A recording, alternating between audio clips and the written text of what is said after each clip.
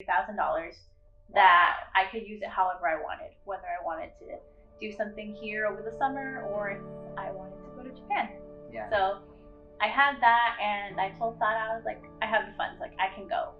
And so she was like, sweet, like let's get you connected with Dr. Quintana. He can give you the repertoire for chamber singers, and maybe you can sing with the group. And I was like, okay. So 2 weeks before our trip, Dr. Quintana's like, here you go. Here's all the repertoire. Have it ready to go in 2 weeks. Wow. I was like, okay. So there was like 20 something pieces of music that I had to figure out how to play and how to learn and how to sing, and I think I had even ended up playing and singing for our home concert, which was a fundraiser for the tour. So after that tour, it just kind of set everything in stone for me here. Hello, I'm Ricardo Reina, welcoming you to the Department Stories, a series of videos showcasing our remarkable musicians from La Sierra University Department of Music.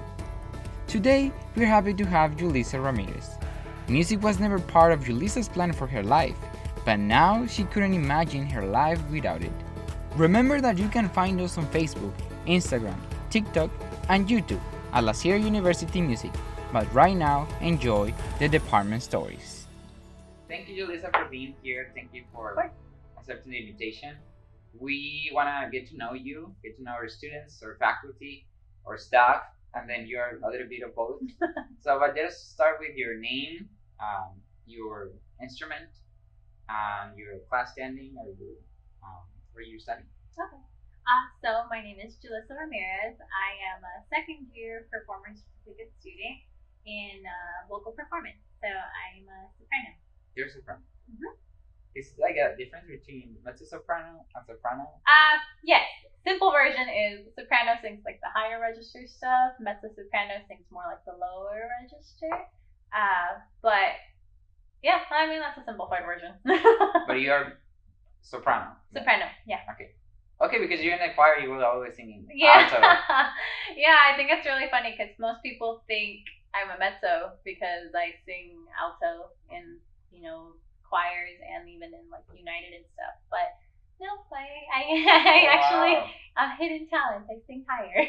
Yeah, that's why we do these interviews to get to know you better. I didn't know that. No. How do you get into music? Ooh, this is a good one. Well, I've always loved to sing, since I was a kid, but I was never necessarily the best at singing. So one day my mom just decided to, put me in choir at the church just because, like, I was always bugging the people to be like, hey, can I do special music? Hey, can I sing? Wow. And, so I started doing choir there. And then I carried that into middle school, carried it into high school. And I think in high school was when it got more, like, it was more of a serious thing. And in high school, I was fortunate enough to be like in their chamber singers, and my school, although like academics wise, it wasn't like the best place, or sports definitely not the best, but for whatever reason, their choir program was very, very good. And so when I got there, I had no idea how to read music, no idea how to read rhythm or anything, but my teacher was just so good at what he did, and he taught me how to read music, taught me basics of the piano so that if I ever wanted to try to learn my music, like I could. And so I joined the chamber singers, and we did a couple tours. We went to San Francisco, Orange County for a couple music festivals. I did a couple at USC as well. And my senior year, we competed internationally for the Langoslin Eisteddfod, which is basically like this international competition for choirs. So ranking from like children to high schoolers to college to even like elderly people. So that was probably what did it for me, because that was the moment for me where I actually experienced what it is to make music, what it is to share music with people. And so after high school, I came here, and I had no plans of going to college initially, but by the grace of God, literally, La Sierra was the place that offered me money to come to school. It was the place that my mom was very comfortable sending me to, She didn't want to send me anywhere too far because I'm the only girl at home. But yeah, it just I don't know. It just happened to somehow I came here, and I initially came here thinking like I'm only going to go for my career, which is physical therapy, and that's why I chose to major exercise science. But I had told myself like after high school, no more music. Like no matter how much you love it, you want to focus on just your career. Again, I don't know, by the grace of God, he said, no, that's not for you. And so I think I had told myself, I was like, well, I'll do like university chorale, that should be fine. And when I had auditioned for that, one of my good friends now, Sara, she was conducting our United group, which is the octet group. And she happened to come in when I did my audition, and she told me, she's like, hey, like, are you in any of our choirs? And I was like, no, just chorale. And she's like, do you want to be in an octet? And I was like, I don't know. Like, I don't know if I'm good enough to be in it. I don't read music. I don't know if I can do it. And she was like, oh, come here. So she came, gave me her own audition, and then she told me, you're fine. You're in the group. Wow. And so I was like, what? So after that was when I kind of got involved a little bit more with the department. And then by the end of my freshman year, the chamber singers were planning to go to Japan. And I was the only one that was in United, but not in chamber singers. And so Sara had asked me, hey, do you want to go to Japan with us? Like, you're the only one in our group that's not, and they want to do some United stuff while we're there. And I was like, well, sure. I just don't know if Why I have. not? Right. I was like, but I just don't know if I have the funds for it. And so she was like, don't worry about it. Like, we can figure that out. So I talked to my mom, I asked her, like, hey, is that okay if I can do that? And she's like, if you can find the funds to do it, go for it. By the grace of God, I have no idea how it happened, but something happened with my financial aid that I had extra money at the end, basically. So I had an extra spare $3,000 that I could use it however I wanted, whether I wanted to do something here over the summer or if I wanted to go to Japan. Yeah. So I had that, and I told Sara, I was like, I have the funds, like I can go.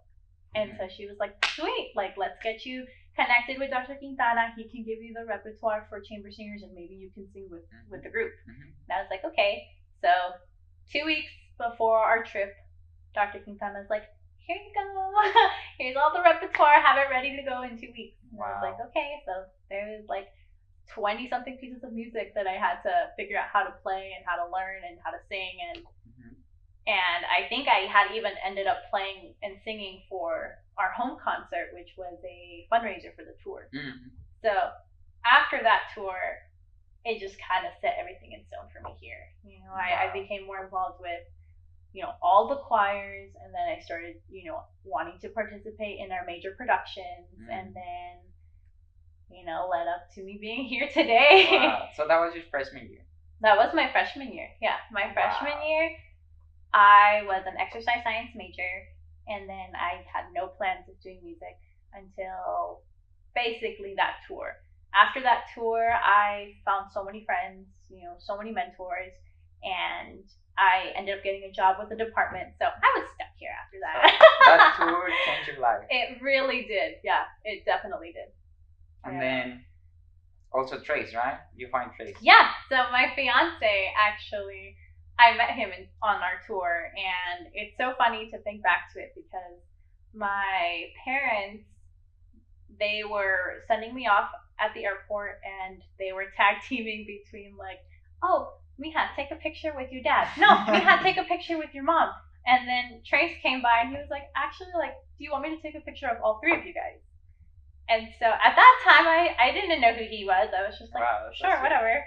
So he took our picture, and now that I think back on it, I'm like, oh my goodness, like, I met you, and I had no idea that, we would someday be getting married together. Yeah, that happens.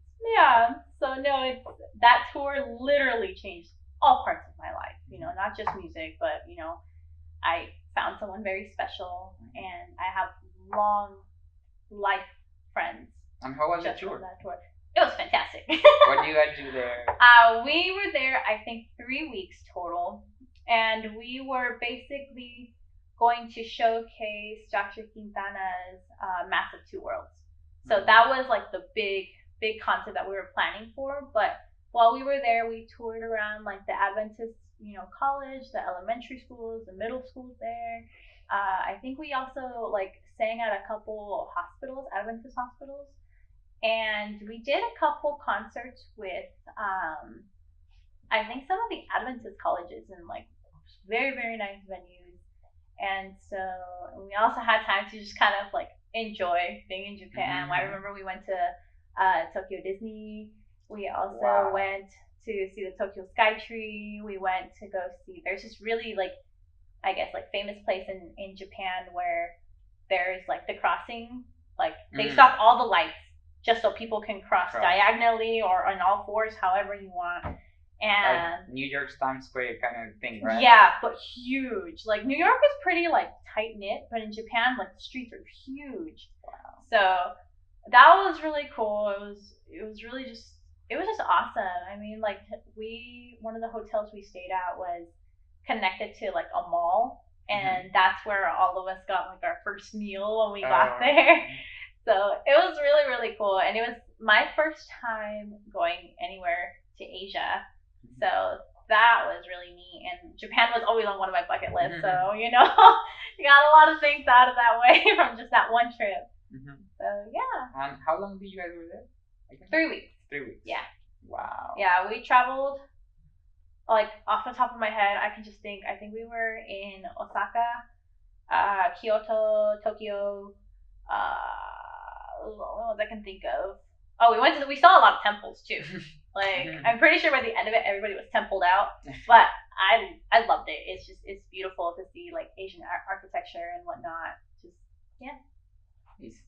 And then you come back, and then you did 4 years undergrad. Yes. And then you did a PC. Yes. So, initially, my reason for doing my PC was because when I was doing my undergrad, I still was very stubborn about not letting myself get too sucked away by music. Music is very special for me, but I also knew that that's not the career I wanted. So I was very determined to just stick with my exercise science bachelor's degree.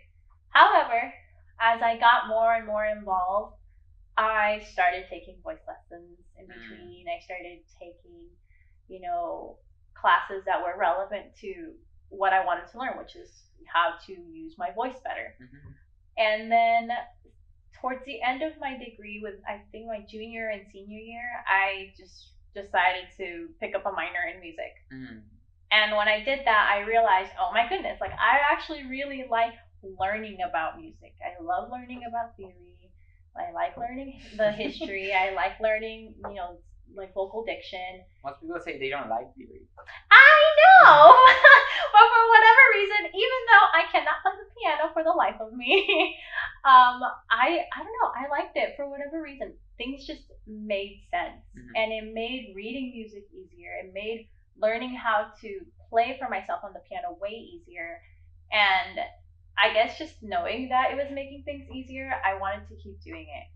And so I knew that I wanted to apply for PT school after graduation, and I knew I wanted to take a gap year in between just for myself, because I'm the type of person that I was very, very determined to graduate in 4 years.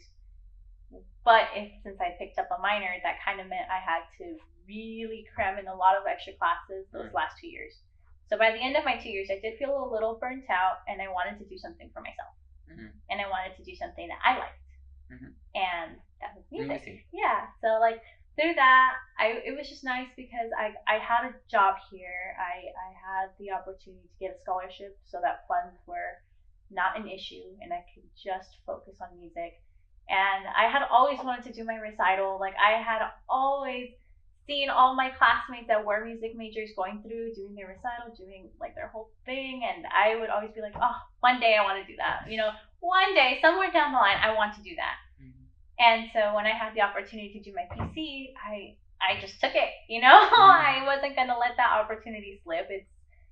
Everything was perfect. I had a job. I was gonna learn what I wanted to learn, and I get to do my vocal recital, something that I've never done before, and now I can do it. Nice. A lot of people, like the PC students that come, they are musicians and they want okay, I want an extra year to perfect my craft. But you were like, no, I want a year just to be practicing and learn more music. But that's different. So I love that. Yeah. Well, you have now a recital, so you're done with your 3 years. Yes, I am. What can we expect from the recital? Well, I guess the best I can say is every piece I've chosen has been carefully thought of. And every piece has a lot of meaning, a lot of hard work into it, and I'm just very excited to share it. I think I have a pretty good program. You can hear some Mozart, some Handel, some Bizet, some Hahn. Is there a favorite piece in the recital for you? Oh, I thought of this question, and no, I don't have a favorite piece. What is the theme of your recital? I don't really think there's a theme. I mean, most songs are relative to love in some way, shape, or form. But I don't really think there's a theme. If I think about it, it's just music I really want to share with people. We are thankful with Julissa for giving us the opportunity to share her story. She will be having her recital on May 15 at 7 p.m. and you can find the events link in the description. Please stay tuned for our next episodes where we'll be sharing more stories. If you're not already following us on Facebook, Instagram, TikTok, or YouTube, be sure to do so at La Sierra University Music. If you have some stories that you would like us to cover, please subscribe and leave a comment below. See you in the next episode.